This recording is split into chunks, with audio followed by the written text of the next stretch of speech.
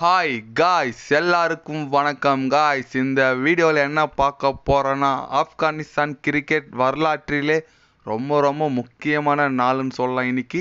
ஏன்னு கேட்டிங்கன்னா, பலம் வாய்ந்த ஆஸ்திரேலிய அணியை T20 உலகக்கோப்பையில் வென்றிருக்காங்க. ரொம்ப ரொம்ப முக்கியமான நாளுன்னு சொல்லலாங்க. ஏன்னு கேட்டிங்கன்னா, ஆஸ்திரேலியா பற்றி உங்களுக்கு தெரியும், பயங்கரமாக பலமாக இருக்காங்க. இது வரைக்கும் ஆப்கானிஸ்தான் போட்டிக்கு முன்ன வரைக்கும் ஆஸ்திரேலியாவை எந்த அணியும் ஜெயிக்க முடியல. அதுவும் பார்த்தீங்கன்னா, ஆப்கானிஸ்தான் இப்போ சூப்பர் 8 ஷூட்டரில் வெற்றி பெற்றிருக்காங்க. ரொம்ப ரொம்ப முக்கியமான வெற்றி. அது மட்டும் இல்லாமல் ஆப்கானிஸ்தான் பார்த்தீங்கன்னா, இப்போ வேர்ல்டு கப் செமிஃபைனல் பார்த்து கூட சான்சஸ் இருக்குங்க. ஆமாங்க, அடுத்த போட்டி ஆஸ்திரேலியா பார்த்தா இந்திய அணி கூட விளையாட போகிறாங்க. சப்போஸ் இந்திய அணிக்கிட்ட தோத்தா ஆப்கானிஸ்தான் அடுத்து பங்களாதேஷ் கிட்ட விளையாட போகிறாங்க. பங்களாதேஷ் அதில் ஜெயிச்சா ஆஸ்திரேலியா அணி இந்த தொடரை விட்டு வெளியேறாங்க. ஆப்கானிஸ்தான் செமிஃபைனலுக்கு முன்னேறிடுறாங்க. குரூப் ஏல பார்த்தீங்கன்னா இந்தியாவும் ஆப்கானிஸ்தானும் முன்னேறுங்க. அதனால் பயங்கரமான போட்டியாக இருக்கும். அடுத்த போட்டி இந்தியா வர்சஸ் ஆஸ்திரேலியா கண்டிப்பாக ரொம்ப சவாலான போட்டியாக இருக்குங்க. ஆனால் நம்ம ஆப்கானிஸ்தானை பாராட்டி அவனுங்க கடைசி வரைக்கும் போராடினாங்க. வெறும் லோ ஸ்கோரிங் மேட்ச்சை செமையாக போராடினாங்க. நவீன் உலாக், ஃபருக்கி, குல்புதீன் சொல்லிட்டு எல்லாமே பந்து வீச்சாளர்களும் சூப்பராக போட்டாங்க. எல்லாருமே அந்த ஸ்லோயர் ஒன் போட்டாங்க. இந்த டிஜே பிராவோ பவுலிங் கோச்சாக இருக்கார்ல, அதனால் நிறைய பேர் அந்த ஸ்லோயர் ஒன் நல்லா கற்றுக்கிட்டு சூப்பராக போட்டாங்க. கண்டிப்பாக நம்ம ஒரு ஆப்கானிஸ்தானுக்கு ஒரு சல்யூட் போட்டாகணும். ஏன்னா ரொம்ப எப்படி சொல்கிறது, நிறைய பொலிட்டிஷியன் ரீதியாக அவங்களுக்கு ப்ராப்ளம் இருக்குது. அதெல்லாம் கடந்து வந்து இந்தளவுக்கு பர்ஃபார்மன்ஸ் பண்ணியிருக்காங்க. கண்டிப்பாக ஆப்கானிஸ்தான் செம்ம டீம் தாங்க. அதுக்கடுத்து பார்த்தீங்கன்னா, நம்ம இந்திய அணி ஆல்ரெடி 2-2 ஜெயிச்சிருக்காங்க.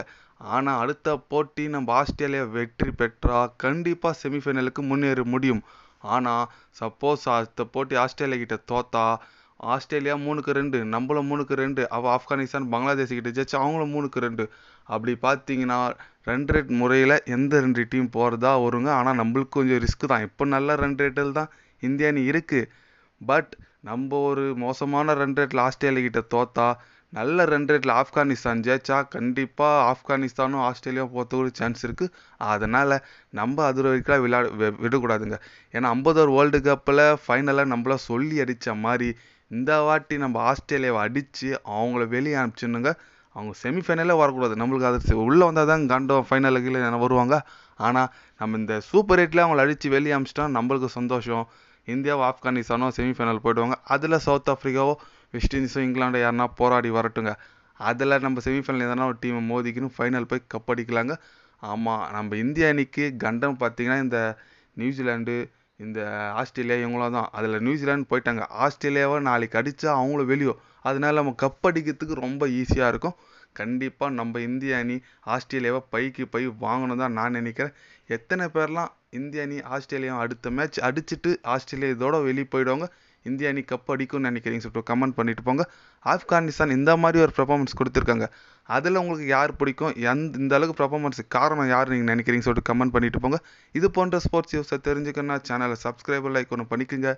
கண்டிப்பாக கிரிக்கெட் பற்றி, முக்கியமாக வேர்ல்டு கப் பற்றி day by day channel update வரும். மறக்காமல் சப்ஸ்கிரைப் மட்டும் கொஞ்சம் பண்ணி வச்சுக்கோங்க. நன்றி, வணக்கம்.